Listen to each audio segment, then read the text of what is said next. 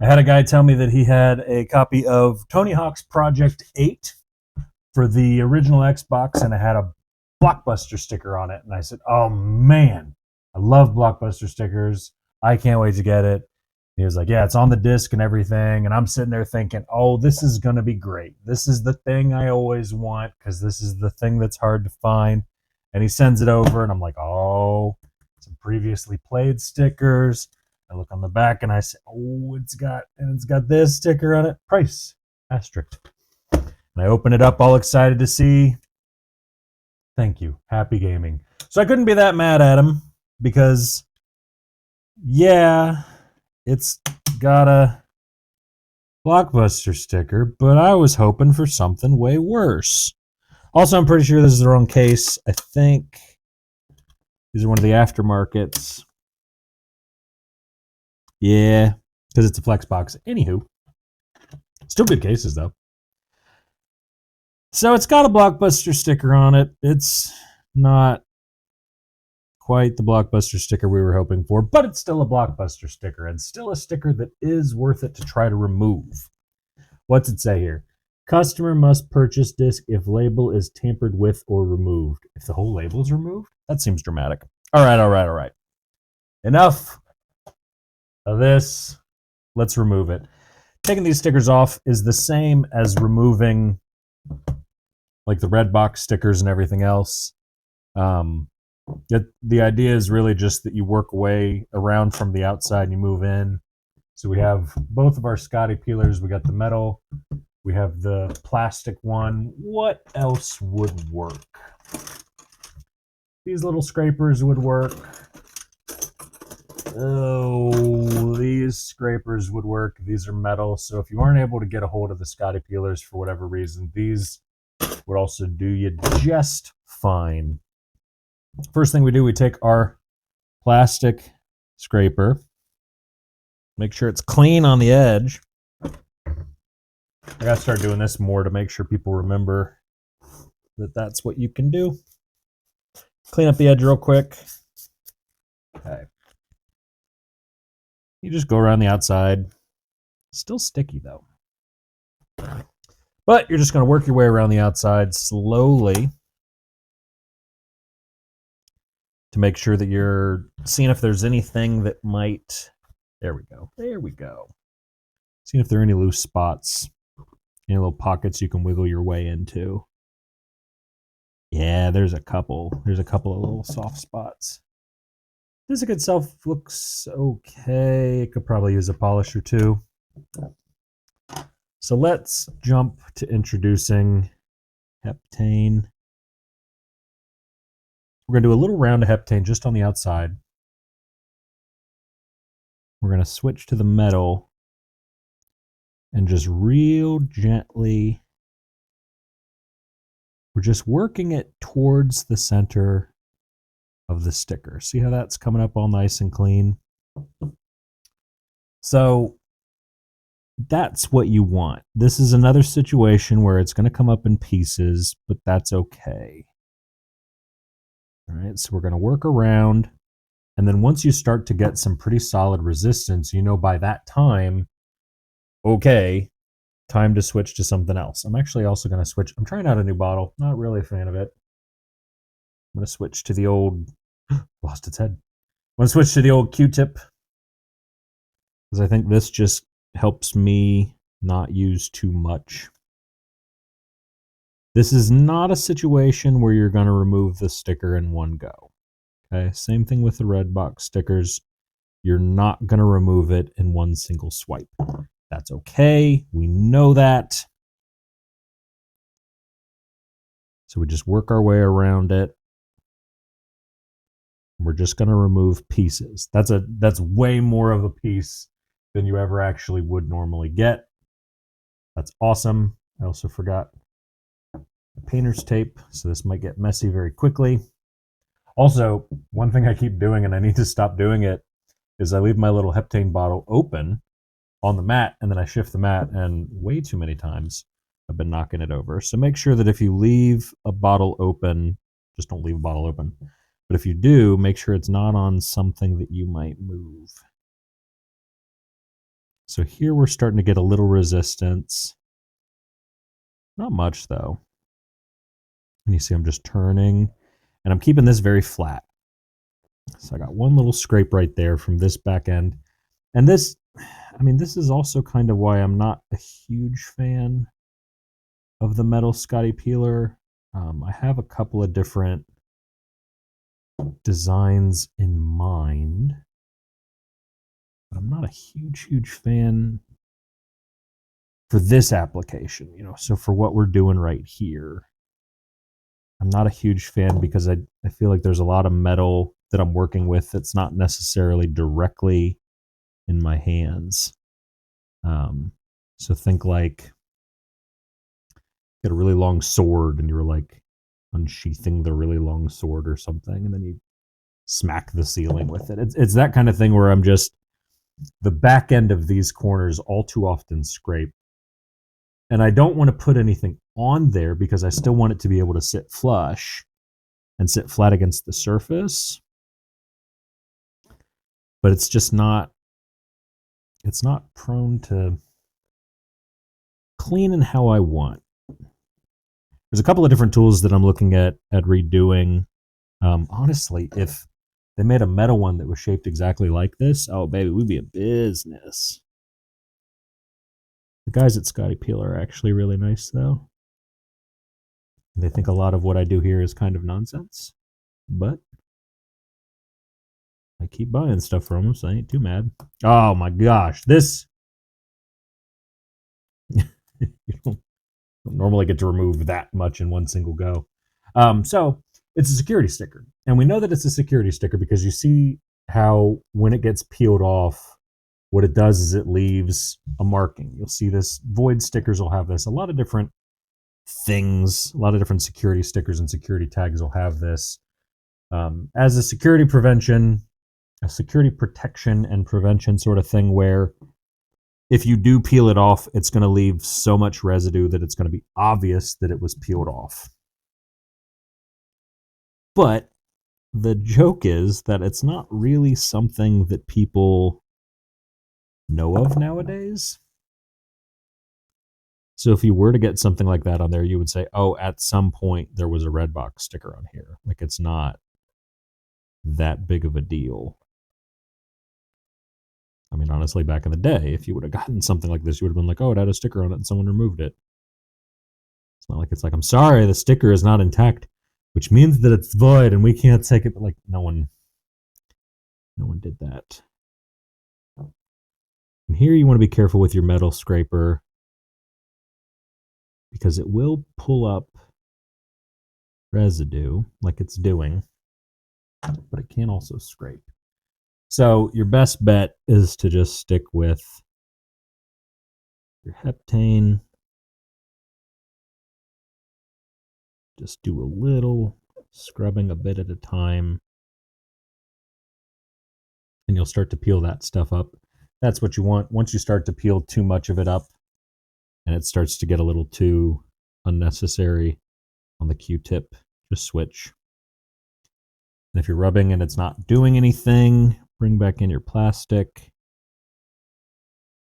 and just break it up a little bit. There we go. Like that.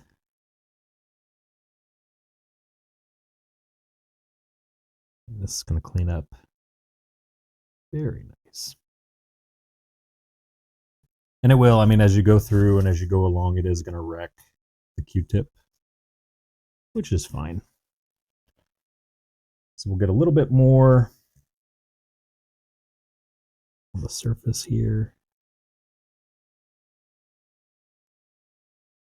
Yeah, and so you can see there, one side's nice and clean, one side not so much. Yeah, but that's kind of what you want. Yeah. So this Q-tip's probably seen enough.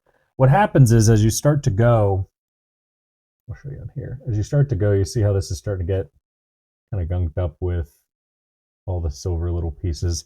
And that's just a lot of residue that's coming up. And that's what you want. And that's what you want the Q-tip to do. And that's the whole reason why we're doing all of this. but you don't want to keep rubbing it and applying it back onto the surface. So you switch it out as you go. Can you do this with a towel? Sure.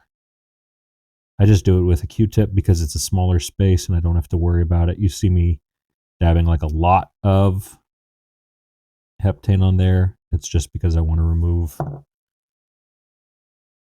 lot of the lingering residue. So when I get to that step, I'll explain to you what I do with a paper towel. So this is very tedious. That's not lost on me at all. It is super duper tedious, and there are probably people that are thinking it's unnecessary. Why not heat? Well, you can. But the problem with doing just straight heat is you will get to a point where you have to still remove the residue anyway. And it's a challenge. I'll make a video at some point. I don't know why I'm working over there. I'll make a video at some point showing just using heat. But heat with these security stickers, with these newer security stickers, reactivates a lot of the adhesive. And so once that adhesive is reactivated, what ends up happening... Oh, there we go. Yeah, that's what you want to see. Once the adhesive is reactivated, what ends up happening is you spend more time fighting with the newly re-sticky adhesive than you do removing it. So for me, I prefer this approach. Oh, look at that. Gross. I prefer this approach just because it's a little more controlled and it's a one pass kind of thing. So I'm going to take the paper towel and I'm just going to rub it along the center ring, kind of in all directions, to see if there's anything that I missed. There's a couple little spots. There's one little tiny spot right there. So we do a little dab of Heptane. We do a tiny little scrape there.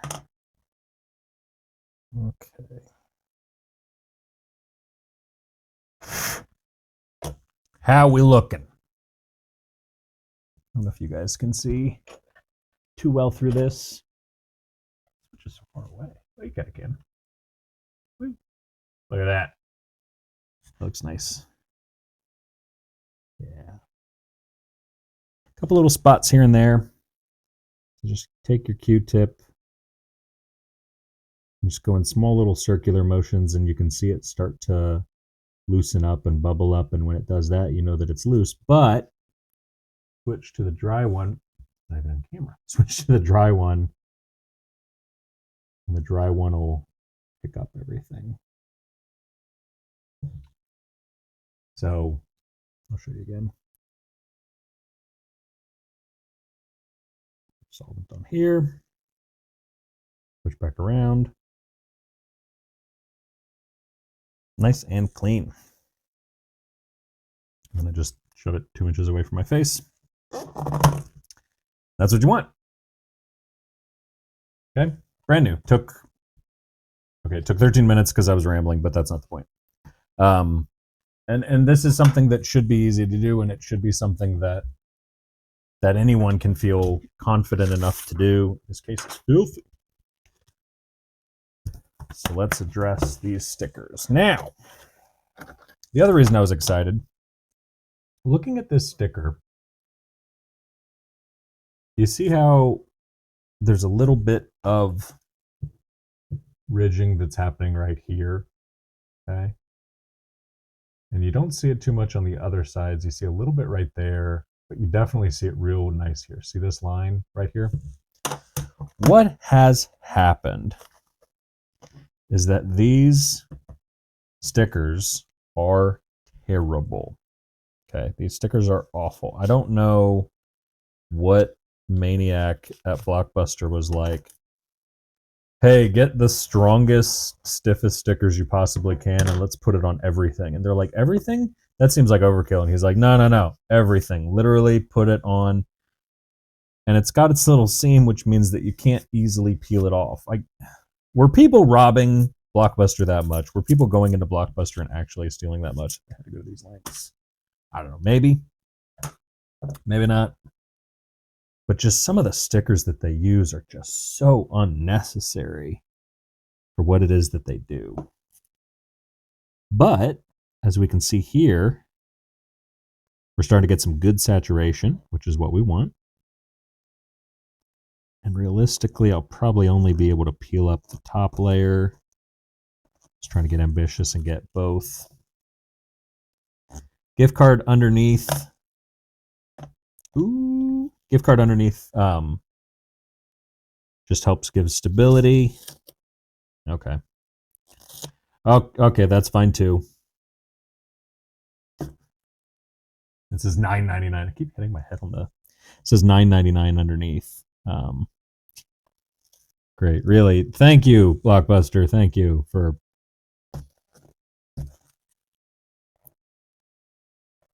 this wildly unnecessary sticker fiasco. There we go. Does heat work on this? Yep. Heat also works on this. Why heptane over heat? Yeah, because I had it out. Ugh. Like Blockbuster, come on, who? So as you can see, each time that I reapply heptane, what's happening is that the paper is resaturating, and this is a plastic backed sticker with paper underneath.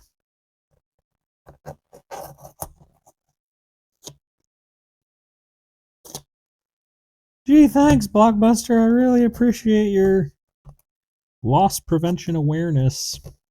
This is really good. I'm really proud of you.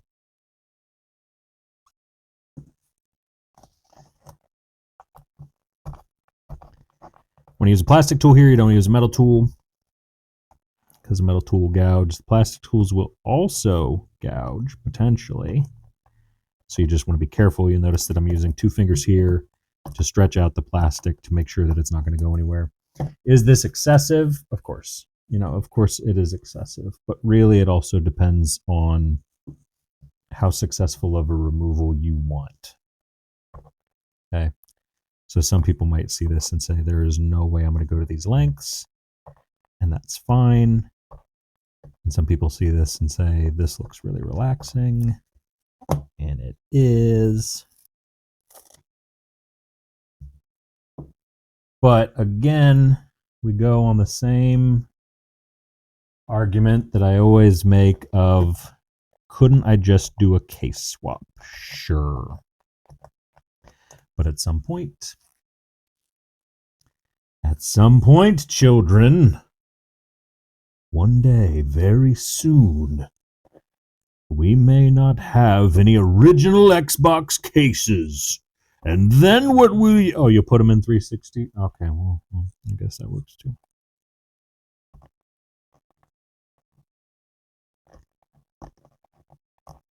So anyway. Ooh. Yeah. Don't mind me. Just scraping. Too much.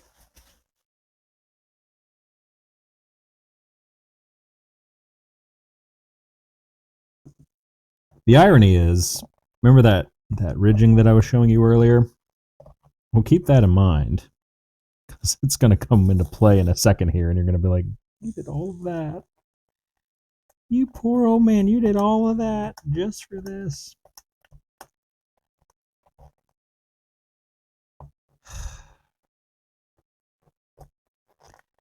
I don't want to switch chemicals at this point because I've gotten the plastic top layer off.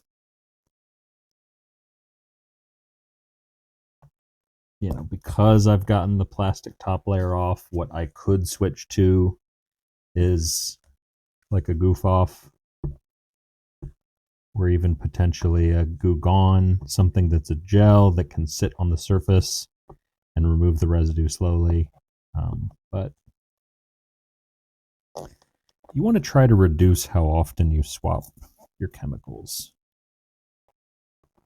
Because the idea of this is it should be, you know, one chemical method whenever possible. Oh, I gouged the crap out of it.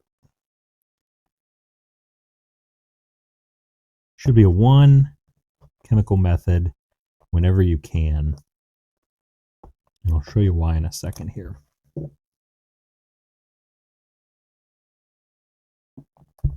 Actually, no, I won't, because I'm sticking with this one.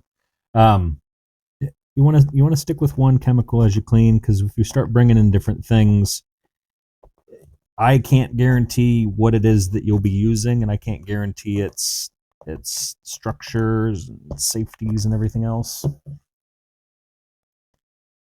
So I make a video like this, and I said just use this. And while, yeah, sure, I would love to be able to switch to something else, you don't want to be switching chemicals midstream unless you know for certain how those two chemicals are going to interact. And so, yeah, sometimes it does mean you got to do a little bit more work. Or maybe you might think that there's a better method. But definitely just stick to what it is that you're using.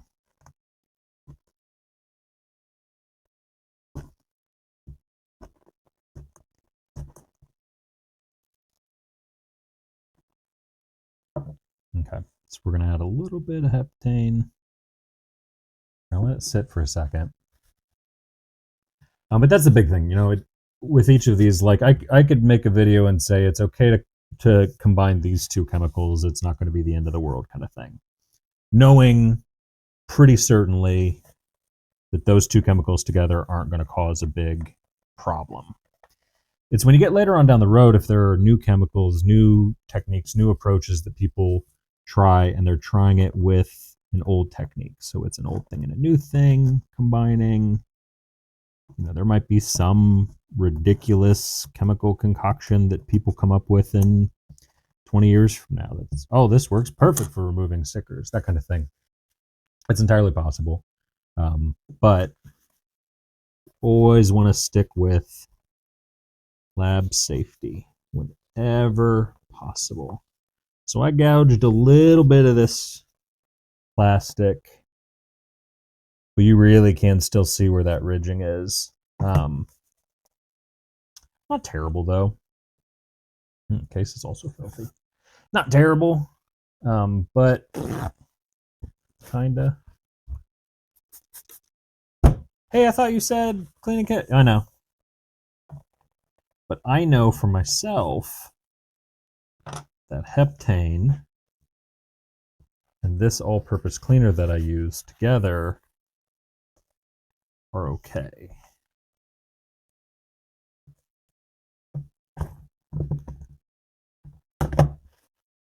And again, I think that's a big thing that I stress with a lot of y'all in a lot of these videos, is that I'm trying to find nice, safe household chemicals and household approaches that you guys can use to clean up your games that doesn't necessarily require, you know, having to go to a chemical supply store or import something, or, you know, get something that's highly flammable and toxic.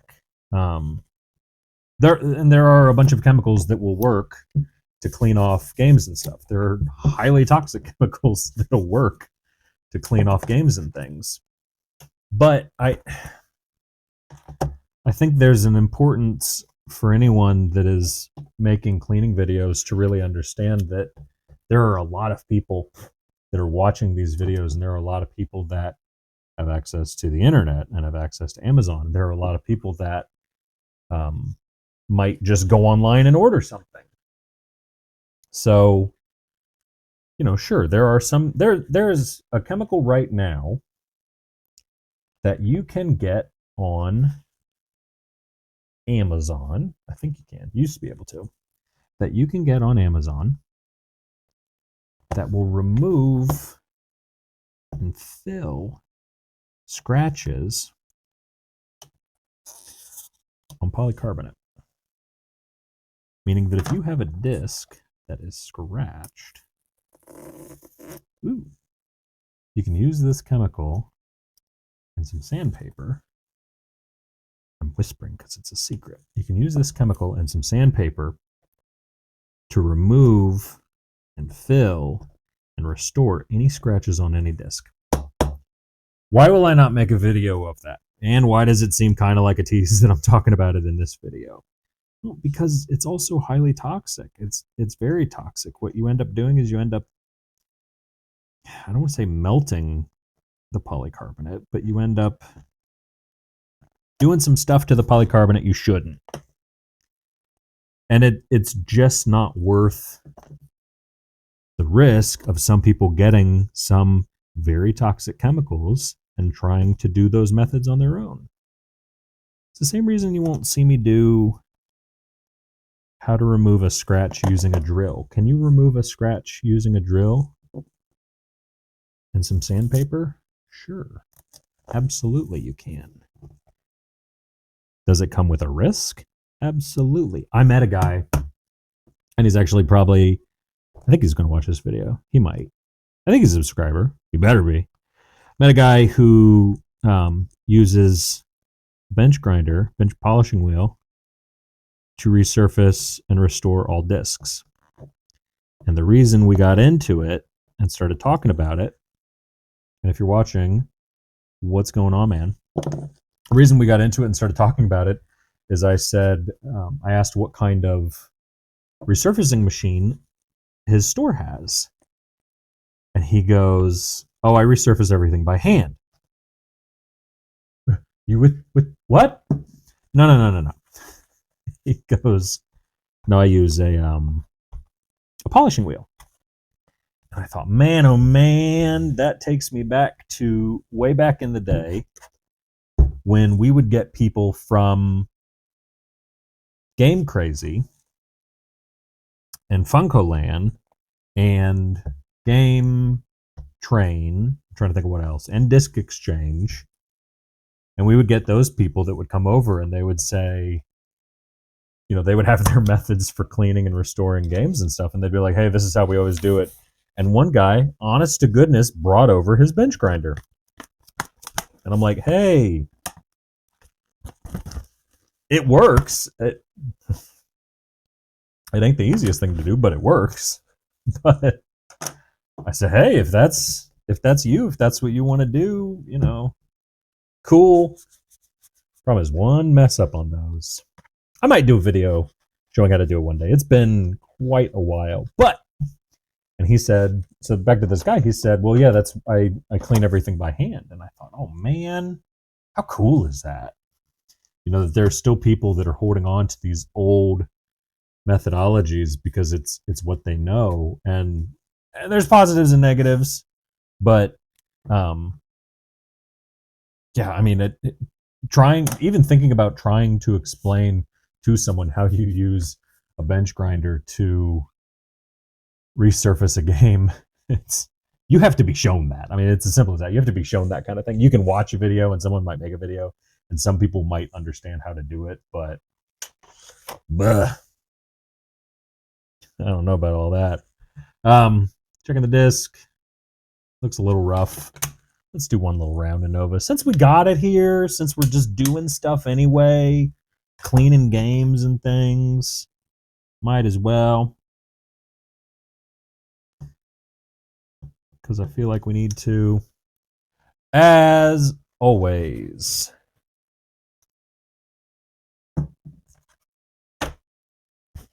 I will run this once, see how good of a result we get out of here, and maybe do it a couple of times. If you are watching this video and you say, man, he only did it one time and the disc looks amazing. Well, first of all, thank you. Really, though, thank you. I actually try really hard. But secondly, I've also been doing this for quite a while. Also, I don't know, at this point right now, I don't know if the polishing that I'm doing is actually going to bring anything back. Also, I've had someone tell me not to do circles within circles. Okay.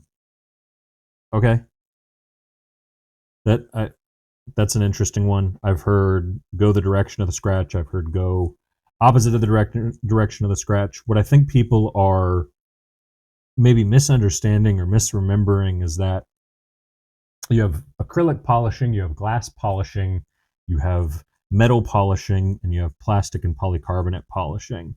And all of those are different processes, and they all result in different outcomes and different methodologies. And it doesn't necessarily mean that one way is the highway and the other ways are all wrong. It depends. It depends. It depends. It depends. So I've been doing some Novus polishing. Get a little more on here.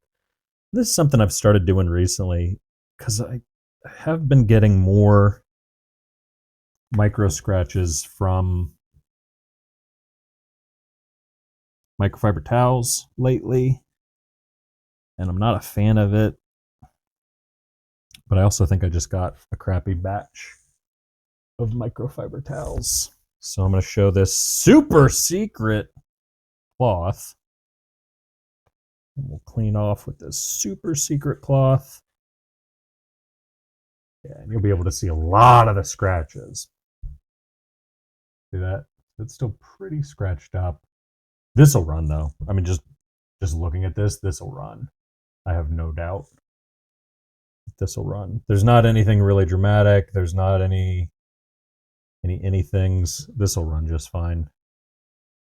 Front needs cleaned. So, moral of the story, and I'll do a full video on this once I want to mess with it a little bit more to make sure. It's actually a really good cloth though. But it helps remove just some of the excess polish. So moral of the story, there are a lot of different ways to do things. Figure out what works best for you and just really focus on that. I know some people are watching this and they're like, he only polished it once and he thinks it's going to work. It probably would have worked before. It probably would have worked as is the way that I got it. But I always just throw on at least one polish so I know, okay, well, there's a baseline, that kind of thing. See how far we get. Do a kick flip. I need to cover it. This wasn't the Blockbuster sticker video that I was hoping for. I was hoping for more than just this, although this is fun. Oops, there we go. This is always fun. It says customer must purchase if label is tampered with or removed. But I did buy the game. So then we're good. Still on the lookout for actual Blockbuster stickered games. The big ones. I did a test one and I didn't even film it, but I did a test one because it had been a while. It was Little Mermaid. I'll post a picture somewhere. Over there, actually. I'll post a picture over there. I did Little Mermaid and it came out perfect. I didn't film it because it had been a while since I did a Blockbuster video or Blockbuster sticker removal. And it came out perfect. And I thought, man, I should have filmed that. So now I have to find another one. Problem is, people online ask a good amount of money for games that just have a Blockbuster sticker on it. And rightly so. They usually ask, the market price because it works. It works just fine. This one probably works just fine too. So I'm going to try it out and see. I might have to try it in the Xbox Series X though. Or get out an Xbox. I don't know. We'll see. Anyway, until next time, this has been Tony Hawk's Project 8 sticker removal. You can still see a little bit of the outline of the Blockbuster sticker on there. I knew that was going to happen, but 10,000 times better. Back looks fantastic. Front looks fantastic. No Blockbuster sticker on the disc anymore. Can't beat that. All right. Until next time, thanks everyone for watching. Thanks everyone for all the support. Please continue to ask me any questions that you guys might have, comments, everything else. I try to answer them as much as I can. If you get stuck or anything else, let me know. As always, thanks. And I'm going to keep cleaning. All right. See you guys.